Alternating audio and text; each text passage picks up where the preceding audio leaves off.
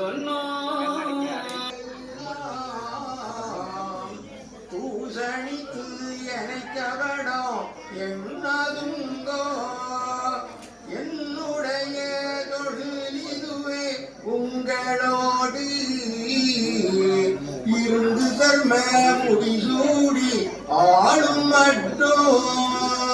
உன்னுடைய நாடதுக்கு வானோர் தம்மை